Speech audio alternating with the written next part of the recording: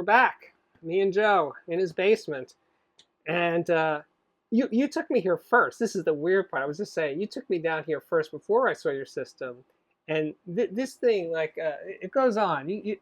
Beyond what I'm showing you guys, there's more to it than that. So, and it's not like you just have this all these tools and shit because you collect tools. You make stuff. Yeah, of course I make stuff.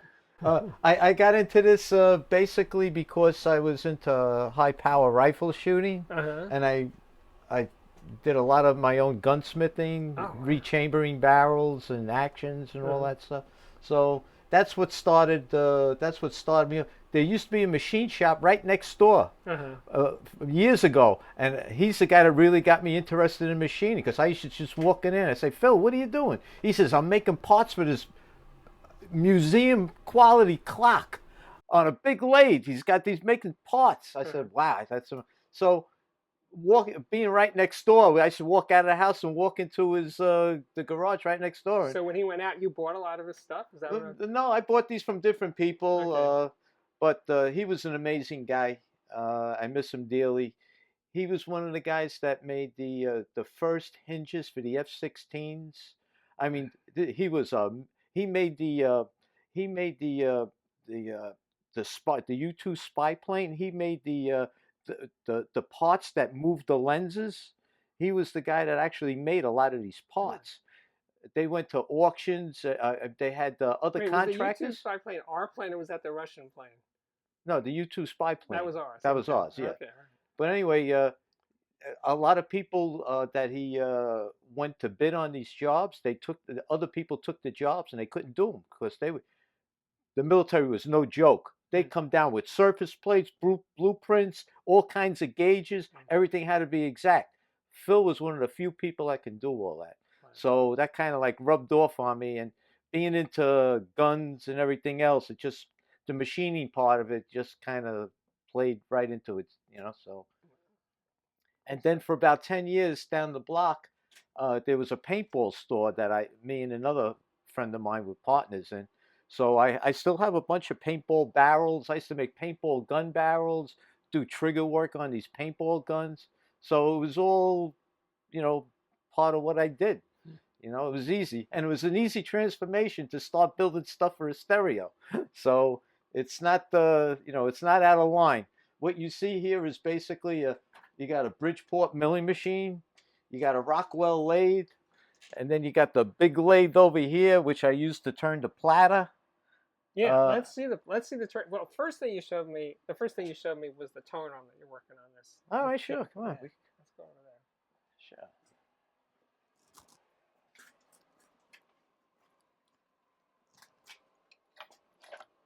Okay, this is my idea of a linear tracking tone arm. It's on a precision Z axis. This is all machined out of a solid block of aluminum. This piece here is 1 inch square basically, but the back is 2 inches square, and it sits on this pivot. And you see all these set screws. The set screws move the square part in the back to any angle I want, so I can adjust it and then lock it down. See, Hmm. I just locked it down. See, if I let this down, see, it drops. So once I have the exact level I want on the turntable, Mhm. I can just cinch all these Oh, screws okay. Okay. and nothing will move.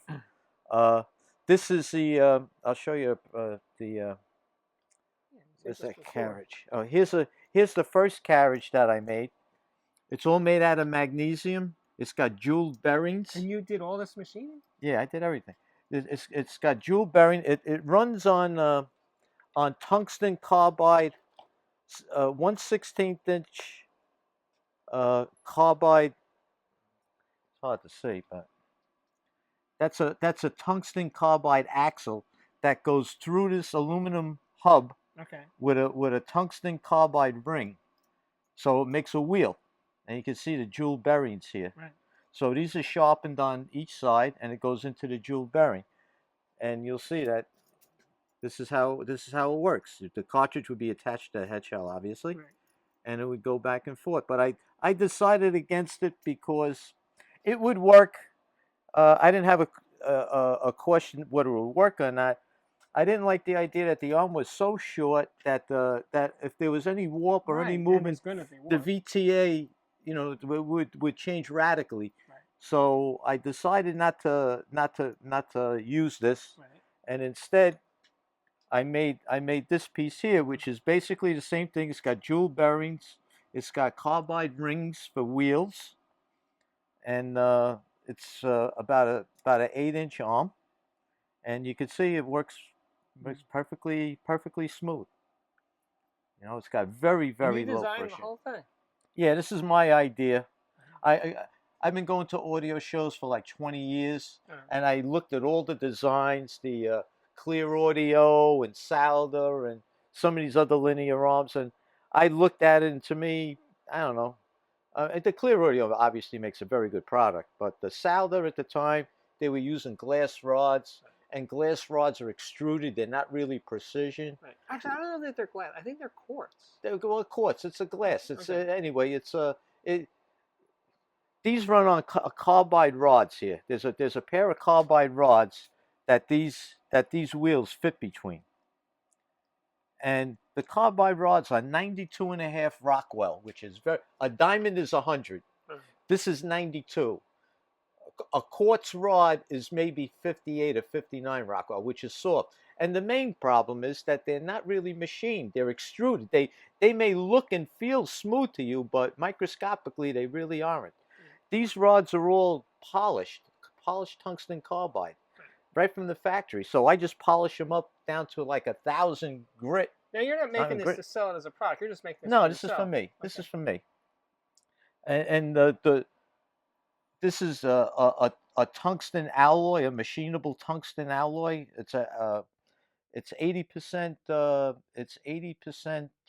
tungsten and 20% copper, and that's the only that enables it to be machined, and it's very very heavy for its size.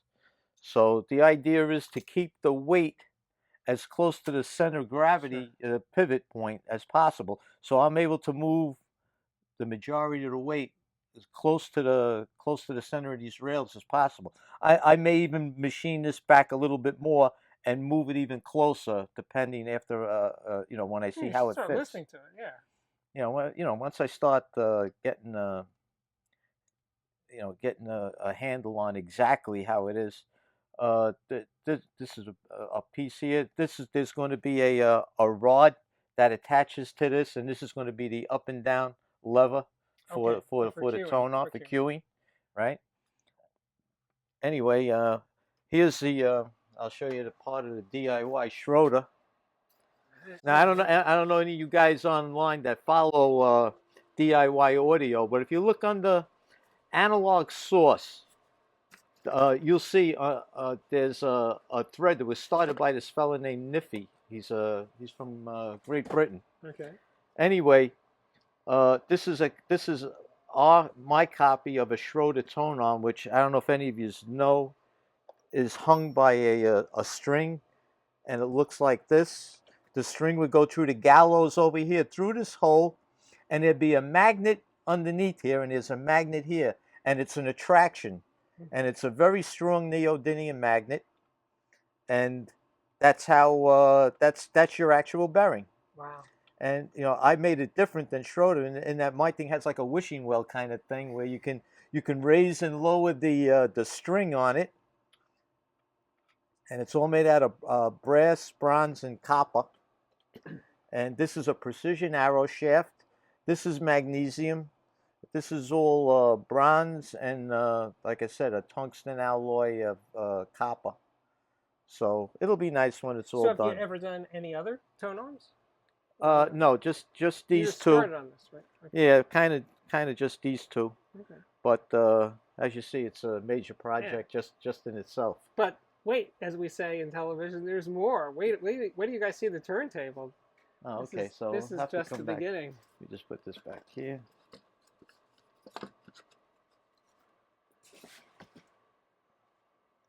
All right, come on back over here. All right. What's that? Okay, this is my little turntable. Yes, little. It I was thought the base was slate, but you said what is it? no. Oh, This it's is this is granite. this is granite. Whatever. It's basically polished 3-inch granite that was cut on a water jet machine by Russ Lachow, who's a member of the audio syndrome. His son worked at a high-end marble and fabrication shop, and he graciously had access to all this material. And I asked him, "Can he cut out a plinth for a turntable?" And he says, "Let me look around, see what I got." This is actually 3-inch granite with half-inch stainless steel that's been epoxied to the bottom. Uh,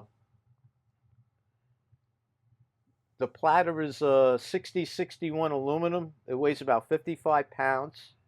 Has a tungsten carbide shaft and a Vespel bearing. Uh, Vespel, you'll have to look up. It's a DuPont product.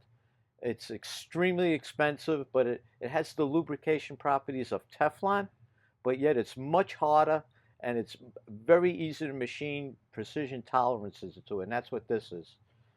The tolerance in the bearing is probably 3/10,000ths of an inch, which is about 10 times thinner than your hair. Okay. So uh, the tolerances are very tight. The run out is next to nothing. Uh, the arm stanchions, there's four. This could take 4 arms if I want. The linear tracking arm will be here. This is the blank arm board that the linear arm is going to go on. Right. I'll put the Schroeder on, and I also have a Techniques. So this part has yet to be machined. This has to be machined. Okay. Yeah, this is just a raw arm, but Okay. that's going to mount on here, and the Okay. linear tracking arm is going to mount it here, Okay. and the arm is going to come down this way. Uh-huh. So And what you said this 55-pound platter is levitated with magnets. well, it's 55 pounds as it is right now. Uh-huh. There's a ring magnet that gets uh, put into the bottom through a disc that I machine that fits in the bottom of the platter, and the other part of the bearing on the bottom, which I'll show you when we go back. The other part, there's a ring magnet that sits in the base and a ring magnet that sits inside the platter, and the ring magnet's 4 inches in diameter, a half-inch thick, and a half-inch wide, and it has the capability of lifting 136 pounds. It's a neodymium 50. Uh, the plat is only 55, so when I lay this down, it's actually going to float this entire mass. But I don't want it entirely floating, so I made a mechanism where I can raise and lower the shaft to make up. Well, ideally I want 5 or 10 pounds pressure on the bearing. Right. So I don't want this totally, even though it'll totally float, but I want a 0 point. Sure. So it's kind of a mechanical Yeah. ground, basically. This plinth alone, without any of these, each one of these is 11 pounds, but the naked plinth alone, we measured it on Mel's scale, digital scale. It was 138.5 pounds, just the plinth. Right. So this is 55 plus another 44 for the stanchions. So it's kind of heavy even without a tone off. So it doesn't need any kind of suspension system. Is that what No, you're saying? no, It's no. basically a mass-loaded table. The table that I made where this is going on is extremely heavy duty. It's got casters on it, But I and mean, it doesn't need springs or rubber or something. nah, it won't need anything. I don't see you vibrating this. I mean, I guess anything can vibrate, but not this Well, you got not those this big, much mass. you got those big subs up there upstairs. They Yeah, start yeah. shaking it. I mean, they can literally shake the house. I mean, theoretically, you could shake this, but I don't see it. And if it becomes a problem, I'll make a sub base with springs or whatever. Maybe you can I'm not. levitate the whole thing. There is a way of doing that. The only problem is because you would need such powerful magnets, the Sure. stray magnetic force. You don't want that near any of your cartridges. That's for sure. So I mean, there are ways of doing it. I have mu metal and a few other things to shield. There will be shielding on the inside of the platter just to make sure that the magnetics don't affect the cartridge. But you come back over here. I'll just show you what basically the shaft. This is part of the bottom bearing assembly. There's a collet that goes in here, and this is tungsten Oh yeah, carbide shaft. yeah. You showed this to me before. Wow. Yeah, this is really heavy. I mean, if you ever felt this, you would understand. I agree. I felt it. Yeah. It's a 92 and a half Rockwell, which is very, very hard. The hardest you can get any kind of a steel is somewhere around 67, 68, maybe Rockwell. This is 92 and a half. So it's extremely hard. And the bushing, here's this is what's inside the platter, but a different material, has a Vespel bearing. So you can see there's a thrust pad on the inside, Okay. and this fits on here like that. This is inside the platter, Mhm. and this is basically your bearing. Right. Yeah. Yeah, I heard it. Yeah. Eh? Yep. Yeah, right. Hold up. Look, see, that's how tight it is. Right. Because I'm plugging the hole. I'm not letting the air. Right. Right? So will it have any kind of oil in there? Yeah, it'll have basically a nano oil that's used for clocks. Mm. It's kind of a new technology. They call them Bucky balls. Is a weird name. Yeah. For Buckminster Fuller, presumably. There's other materials like graphene. I mean, there's a lot of high tech materials that are coming out, but the nano oil is they're used in high museum quality clocks. Most of the clock makers now will use that nano oil, and that's what's going to be the turntable itself. Through the spindle, there's a hole in the top of the spindle. I forgot to show you, huh? But there's a hole. It's actually threaded for a clamp if I want. Okay. It's extra high, so I can make a platter mat out of any material I want. So if I want to make a 1/4 inch thick, I have material over here. And by the way, guys, it's not a VPI. No, it's not VPI. This is a mat that they gave away at one of the shows. Right. But you can see there's a little hole in the top. You can just put oil right through the top. It goes right to the top of the bearing. That's fantastic. So I tried to think. I looked at all the turntables. I came up with my own idea and tried to use the best of what was out there. And so, how far away are you from completion? I have everything really. I just got to make the arm boards, and I made these arm stanchions a little too high. You see, I cut this one down substantially because of the height. The mechanism for the linear tracking arm takes up a lot of height, so these were too high. So what I'm going to do is I'm going to take this one down and this one down. This is already taken down enough for a regular tone arm, but I'm going to have to take these down, which has to be done very precisely because they have to be flat. But that's pretty much it. What's the future? Okay, you're going to get bored after this is done. So what are you going to do next? Listen to music, hopefully. Good answer. Listen to music. So yeah, so anyway, that's my little hobby and what I do, trying to stay sane. So I think it's working, man. This is so amazing. Well, I'm glad you like it. Like I said, to the guys that are interested, DIY audio. If you go on the analog source and look up linear tracking tone arm, you'll see all these ideas, and there's a lot of brilliant people. Most of those people just talk right over my head. I don't even understand the physics, and they get into all the material science. You can learn an awful lot if you're interested in that kind of, and you have some kind of tooling to do. There are guys that make arms almost as good as what you see over there with regular tools. They just got the skill and the time, and they lay their ideas out and they do it. It's amazing.